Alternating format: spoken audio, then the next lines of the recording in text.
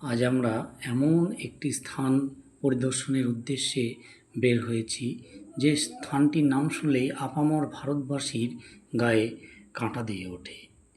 সেই স্থানটি পলাশীর মনুমেন্ট, যেখানে 1757 সালের 23শে জুন ইংরেজদের সঙ্গে বাংলা, বিহার, উড়িষ্যার নবাব সিরাজদৌলার বাহিনীর যুদ্ধ সংগঠিত হয়েছিল এবং সেই যুদ্ধে কিছু বিশ্বাসঘাতকতার জন্য সেদিন নবাবকে শোচনীয়ভাবে পরাজিত হয়েছিল। যদি তারা বিশ্বাসঘাতকতা না করত তাহলে হয়তো ভারতবর্ষের ইতিহাস অন্যভাবে লেখা হতো। তাদের সেই বিশ্বাসঘাতকতার জন্যই সেদিন ভারতবর্ষের স্বাধীনতার সূর্য অস্ত গিয়েছিল এই পলাশীর প্রান্তরেই। আমরা সেখানেই উপস্থিত হয়ে গেছি। সামনেই আমরা সেই পলাশীর মনুমেন্ট, যে স্মৃতিসৌধ, সেটা দেখতে পাব। এই যে স্মৃতিসৌধটা দেখছেন, এটা কিন্তু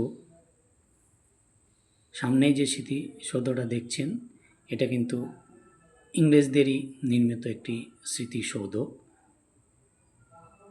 আর এই যে নবাবের ছোট্ট মূর্তিটা, এটা 2007 সালে বাংলাদেশ এবং ভারতবর্ষের যৌথ উদ্যোগে ওটা বানানো হয়েছিল। এখন সব অবহেলায় পড়ে রয়েছে। আমরা এখান থেকে একটু পেছনের দিকে এগিয়ে যাব, যেখানে সবাই যে বিশ্বাসঘাতক ছিল তা নয়, নবাবের কিছু বিশ্বস্ত সৈনিকও ছিল। সেই তেমনই বিশ্বস্ত 3জন সৈনিক নবাবের, যারা নবাবের হয়ে যুদ্ধ করে প্রাণপণ যুদ্ধ করে প্রাণ দিয়েছিল। সেই তেমনই 3জন বিশ্বস্ত সৈনিক যারা এখানে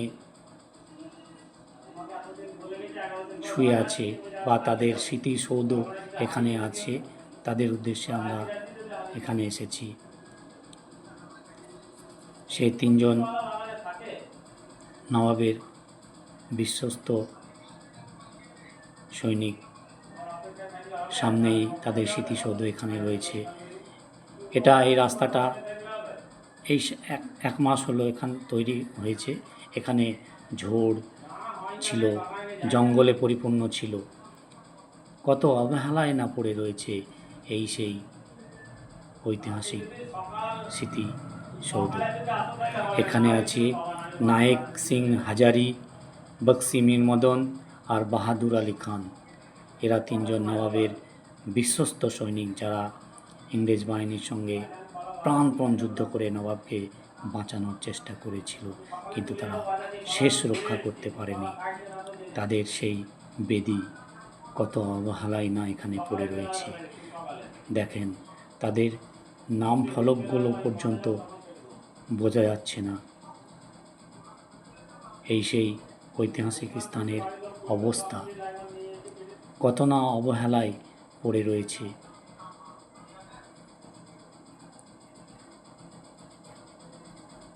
সরকার যদি একটু উদ্যোগ নেয় তাহলে এখানে হয়তো বড় ঐতিহাসিক স্পট, টুরিস্ট স্পট এখানে গড়ে উঠতে পারে। কিন্তু আজ সবই অবহেলায় পড়ে রয়েছে সেই ঐতিহাসিক স্মৃতিসৌধ। এই হচ্ছে আমার বস, আমার সাথী। আজ আমরা দুজনে এখানে ভ্রমণ করতে এসেছি।